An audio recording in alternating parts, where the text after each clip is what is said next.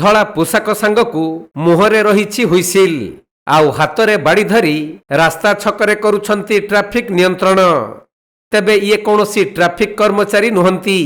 ଇଏ ହେଉଛନ୍ତି କନ୍ଧମାଳ ଜିଲ୍ଲା ଟିକାବାଲି ବ୍ଲକ ପାବୁରିଆ ଗ୍ରାମର ଦିନ ମଜୁରିଆ ବସନ୍ତ ବୁର୍ଗୀ। ନିଜ ଗ୍ରାମ ନିକଟରେ ଟ୍ରାଫିକ ସମସ୍ୟା ନିୟନ୍ତ୍ରଣ ପାଇଁ ଅଣ୍ଟା ଭିଡ଼ି ଏବେ ଚର୍ଚ୍ଚାରେ ରହିଛନ୍ତି। ଆଉ ସେଇ ଯୋଉ ଲୋକଟା ଏଇ ଯୋଉ ନିଃସ୍ୱାର୍ଥ ଭାବରେ ସେଇ ଯୋଉ ସେବା ଯୋଗାଉଛି ଟ୍ରାଫିକ ସେବା, ସେ ମଧ୍ୟ ସ୍ଥାନୀୟ ବାସିନ୍ଦା। ତା ନାଁ ହେଉଛି ବସନ୍ତ କୁମାର ବୁର୍ଗୀ। ସେ ଦେଖିଲା ଏଇଟା ପାବୁରିଆ ଏକ ଚାରି ଛକ, ନିଶ୍ଚିତ ଭାବରେ ଏଇ ଯୋଉ ଗାଡ଼ି ଘୋଡ଼ା ଗହଳି ରହୁଛି, ସକାଳୁ ରାତି 10 ପର୍ଯ୍ୟନ୍ତ ଗହଳି ରହୁଛି। ତେଣୁ ନିଜେ ଯେତେବେଳେ ହୃଦବୋଧ କଲା ଟ୍ରାଫିକର ଗୋଟେ ସମସ୍ୟା ରହୁଛି, ତେଣୁ କ'ଣ କଲେ ହବ, ନିଜ ସ୍ୱାର୍ଥ ତ୍ୟାଗ କରିକି ସେବା ଯୋଗାଇବା ପାଇଁ ସେ ସେଇ କାମ କରୁଛି। ତେଣୁ ଅଞ୍ଚଳବାସୀ ନିଶ୍ଚିତ ଭାବରେ ଖୁସି ଅଛନ୍ତି ଏବଂ ଯିଏ ଯାହା ପାଇଲା, ଯେ କେତେବେଳେ କିଏ ଥଣ୍ଡା ଦେଉଛି ତ କେତେବେଳେ କିଏ ଜଳଖିଆ ଦେଉଛି, ଏତେ ତାର ସେବାରେ ସମସ୍ତେ ଅଞ୍ଚଳବାସୀ ଖୁସି ଅଛନ୍ତି। ତେବେ ପାବୁରିଆ ଗାଁ ଦେଇ ଯାଇଥିବା ରାସ୍ତା ଛକରେ ଟ୍ରାଫିକ ସମସ୍ୟା ଉପୁଜିବା ସହ ବିଭିନ୍ନ ସମୟରେ ଦୁର୍ଘଟଣା ଘଟୁଛି। ତେଣୁ ଜନସାଧାରଣଙ୍କ ସୁରକ୍ଷା ପାଇଁ ଶେଷରେ ଆଗକୁ ଆଗେଇ ଆସିଛନ୍ତି ଗ୍ରାମର ବସନ୍ତ କୁମାର ବୁର୍ଗୀ। ବିନା ପାରିଶ୍ରମିକରେ ନିଃସ୍ୱାର୍ଥପର ଭାବେ ଜନଗହଳିପୂର୍ଣ୍ଣ ପାବୁରିଆ ଚାରି ଛକରେ ସେ ନିଜକୁ ନିୟୋଜିତ କରିଛନ୍ତି। ହାତରେ ବାଡ଼ି ଧରି ହୁଇସିଲ ମାରି ରାସ୍ତା ଦେଇ ଯାତାୟାତ କରୁଥିବା ଗାଡ଼ି ଓ ଲୋକମାନଙ୍କୁ ନିୟନ୍ତ୍ରଣ କରୁଛନ୍ତି।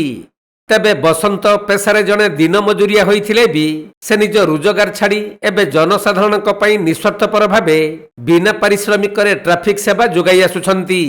ତେଣୁ ତାଙ୍କର ଏପରି କାର୍ଯ୍ୟକୁ ଅଞ୍ଚଳବାସୀମାନେ ବେଶ ପ୍ରଶଂସା କରୁଛନ୍ତି। ସେ ଯେ ଟ୍ରାଫିକ ଇଏ କରୁଛନ୍ତି, ସେ ତାଙ୍କ ନାଁ ହେଉଛି ବସନ୍ତ ବୁର୍ଗୀ।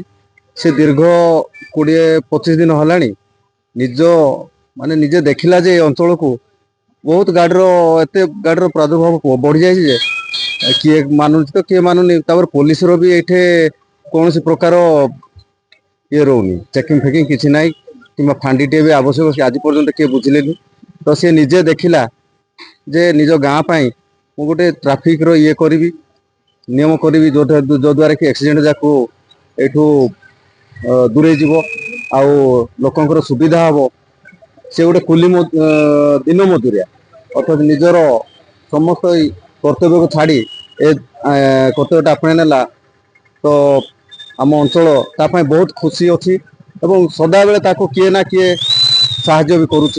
ତେବେ ସକାଳ ଠାରୁ ରାତି ପର୍ଯ୍ୟନ୍ତ ମୁହଁରେ ହୁଇସିଲ ଆଉ ହାତରେ ବାଡ଼ି ଖଣ୍ଡେ ଧରି ପାବୁରିଆ ଚାରି ଛକରେ ଟ୍ରାଫିକ ସେବା ଯୋଗାଇ ଦେଉଛନ୍ତି ବସନ୍ତ। ପୂର୍ବରୁ ବସନ୍ତଙ୍କ ପରିବାର ସଦସ୍ୟ ଦୁର୍ଘଟଣାରେ ଆହତ ହୋଇଥିବାରୁ ସେ ଏହିପରି ପଦକ୍ଷେପ ନେଇଥିବା ସ୍ଥାନୀୟ ବାସିନ୍ଦାମାନେ ସୂଚନା ଦେଇଛନ୍ତି। ଅନ୍ୟ କେହି ଯେପରି ଦୁର୍ଘଟଣାର ଶିକାର ନ ହୁଅନ୍ତୁ ଓ ଛକରେ ଟ୍ରାଫିକ ସମସ୍ୟା ଯେପରି ନ ଉପୁଜେ, ସେଥିପାଇଁ ଦିନ ମଜୁରିଆ ହୋଇଥିଲେ ବି ଏପରି ପନ୍ଥା ଆଦରି ନେଇଛନ୍ତି ବସନ୍ତ। ତେବେ ବସନ୍ତଙ୍କ ଏପରି ନିଃସ୍ୱାର୍ଥପର ସେବା ପାଇଁ ସ୍ଥାନୀୟ ବାସିନ୍ଦାଙ୍କ ସମେତ ଅଞ୍ଚଳବାସୀ ଖୁସି ବ୍ୟକ୍ତ କରିବା ସହ ତାଙ୍କର ଏପରି କାର୍ଯ୍ୟ ପାଇଁ ପ୍ରଶଂସା କରୁଛନ୍ତି। ବସନ୍ତ ବୁର୍ଗୀ ଗାଁକୁ ପାବୁରିଆ, ଏଇ ଯୋଉ ଆପଣ ଟ୍ରାଫିକ କାମ କରୁଛନ୍ତି, ସରକାରୀ ନା ବେସରକାରୀ? ଆଜ୍ଞା ବେସରକାରୀ। କଣ ପାଇଁ ଆପଣ ଟ୍ରାଫିକ କାମ କରୁଛନ୍ତି? କଣ ଦେଖିଲେ ଏମିତି ଯେ ଆପଣଙ୍କ ଟ୍ରାଫିକ କାମ ବହୁତ ବଡ଼ ଅସୁବିଧା ହେବାଠୁ ମୁଁ ନିଜେ କଣ ଅସୁବିଧା ଦେଖିଲେ? ଦେଖିବାରୁ ଏଇଟା ନିଜେ ମୁଁ କରୁଛି। ଆଉ ମିଳୁଛି ଆପଣଙ୍କୁ ଲାଭ ମିଳୁ ନ ମିଳୁ ମୁଣ୍ଡ ସୁରକ୍ଷା ପାଇଁ ଏଇଟା ଗୋଟେ ଯୋଜନା ଚଲେଇଛି। ଆଉ